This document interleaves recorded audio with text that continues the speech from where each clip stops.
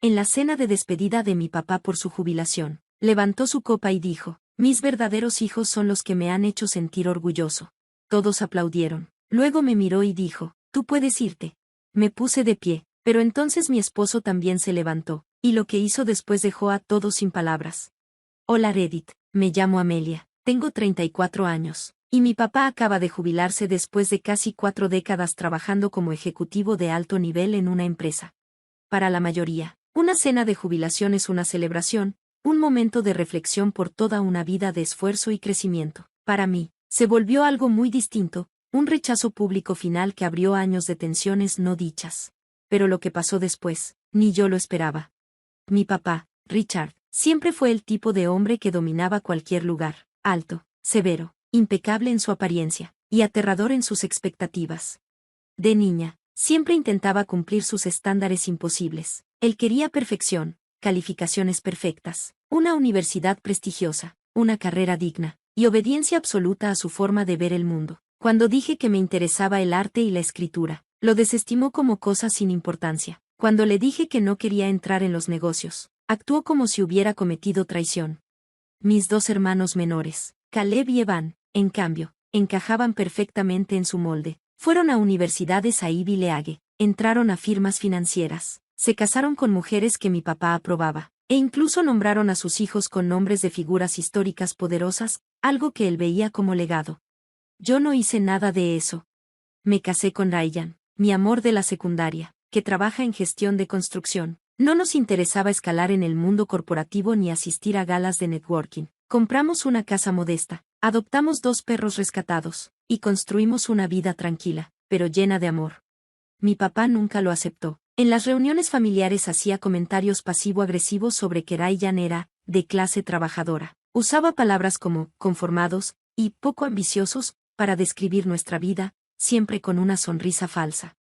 Ryan, para su crédito, lo manejaba con gracia, me apretaba la mano bajo la mesa o lanzaba un chiste sarcástico para aliviar la tensión, pero yo sabía que también le pesaba. Así que cuando anunciaron la cena de jubilación, un evento formal en un club campestre, etiqueta estricta, con confirmación por la asistente de mi mamá, tuve mis dudas de ir. Pero Ryan me animó. Es un momento importante, dijo, te vas a arrepentir si no vas. Sabía que yo aún guardaba la esperanza de que tal vez, solo tal vez, mi papá me reconociera, aunque fuera un poco, ahora que se alejaba del mundo que lo había hecho tan frío y obsesionado con las apariencias. El lugar era justo lo que esperaba, pisos de mármol, candelabros de cristal, hombres en smoking hablando de acciones y golf, mujeres comparando bolsas y colegiaturas privadas. Ryan y yo llegamos puntuales, saludados con cortesía pero con frialdad por la mayoría de los invitados. Mi mamá me dio un abrazo como el que le das a un extraño en un avión. Lucía radiante, vestida perfectamente con seda azul marino, pero sus ojos no me buscaron mucho. Mis hermanos estaban rodeados de amigos y compañeros, compartiendo risas y anécdotas sobre cómo papá había revolucionado la industria. Sirvieron la cena, se brindó, se dieron discursos. Colegas y ex empleados hablaron de su liderazgo, su visión, sus estándares inquebrantables. Luego vino el momento principal, el discurso de mi papá. Se puso de pie, sosteniendo su copa de champán con la elegancia de quien cree que el lugar fue hecho para él. Agradeció a su empresa, a sus mentores, hasta sus compañeros de golf. Luego, dirigiéndose a nuestra mesa familiar, dijo, pero sobre todo, quiero agradecer a las personas que hicieron que sea el hombre que soy hoy, mis verdaderos hijos, Caleb y Evan, los que me han hecho sentir orgulloso. Todos aplaudieron. Todos menos Ryan y yo. Luego me miró fijamente a los ojos. Tú puedes irte, dijo. No sé cuánto duró el silencio, pero se tragó toda la sala. El aplauso se detuvo a mitad de palma. Me apretó la garganta, pero me puse de pie, mis piernas temblaban, pero no le iba a dar la satisfacción de verme derrumbar. Me dirigí hacia la puerta. Entonces Ryan también se levantó. Al principio pensé que solo saldría conmigo. Pero se volvió hacia mi papá, y con una voz calma, clara, que se escuchó en todo el salón silencioso, dijo, ¿sabes qué, Richard? No estás perdiendo una hija, estás perdiendo un espejo. Mi papá frunció el ceño, confundido. Toda la sala estaba paralizada, observando. Ryan continuó, has pasado la vida confundiendo miedo con respeto, control con amor y desempeño con valor. Llamas tus verdaderos hijos a Caleb y Evan porque siguen tu guión. Pero Amelia, ella tuvo el valor de vivir auténticamente, de construir una vida con sentido bajo sus propios términos, no los tuyos. Eso te aterra. La tensión en el ambiente era eléctrica. Ryan no gritaba, no estaba emocional, solo decía la verdad, clara, poderosa, algo que nadie en esa sala se había atrevido a decirle a mi papá. Puede que no tenga tu aprobación, dijo, poniendo el brazo alrededor mío, pero tiene algo mucho más valioso, un corazón que no está vacío. Se podía escuchar caer un alfiler. La copa de vino de mi mamá temblaba en su mano. Caleb miraba la mesa. Evan se puso pálido. Algunos invitados miraban a su alrededor incómodos, sin saber si aplaudir o fingir que no pasó nada. Pero nadie habló. Ryan tomó mi mano y salimos. No corrimos. No miramos atrás. En el estacionamiento, bajo el suave resplandor amarillo de las luces del club campestre, me quebré. No porque estuviera triste, sino porque, por primera vez en mi vida, alguien realmente me defendió frente al hombre que pasó décadas haciéndome sentir invisible. Y no fue cualquiera. Fue la persona que me eligió. Condujimos en silencio, pero era un silencio tranquilo. Mi teléfono no paró de vibrar. Mensajes de familiares lejanos, algunos disculpándose, otros sorprendidos. Mi prima Rachel me mandó un mensaje que decía, eso fue lo más valiente que he visto. Pero lo que pasó a la mañana siguiente no lo esperaba. Ni de quien menos esperaba. A la mañana siguiente, mi teléfono volvió a vibrar. Esta vez, no con familiares distantes ni disculpas incómodas. Era mi mamá.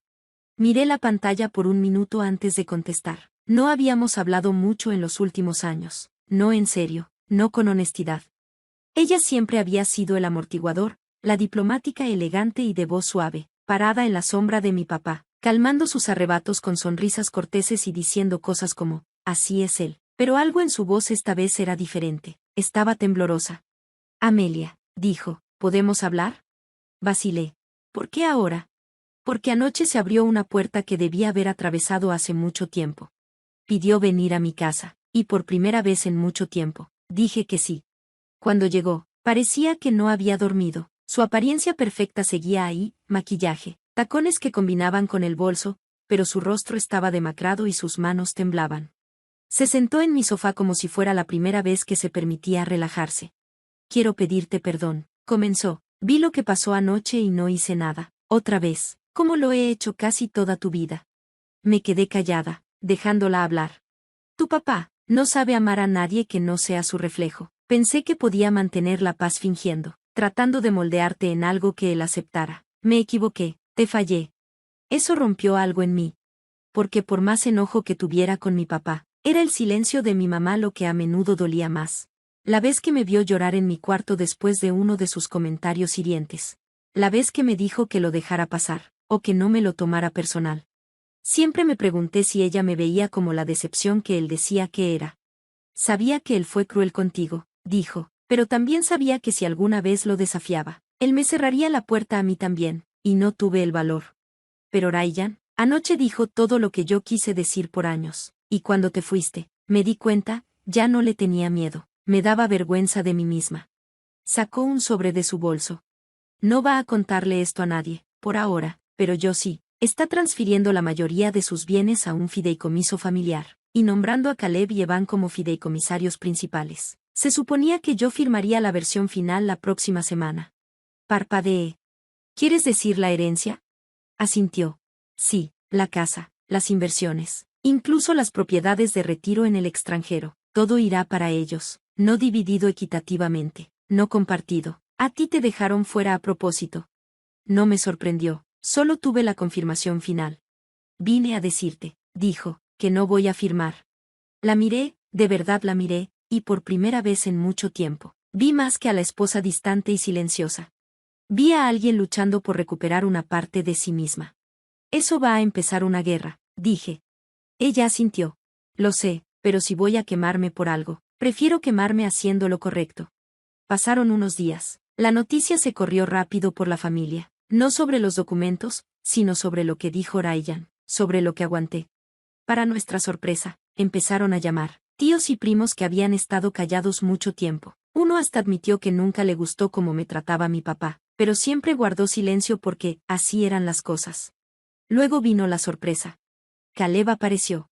Llegó solo, sin su esposa, sin su habitual arrogancia. Se paró en nuestro porche pareciendo un niño que perdió su mapa.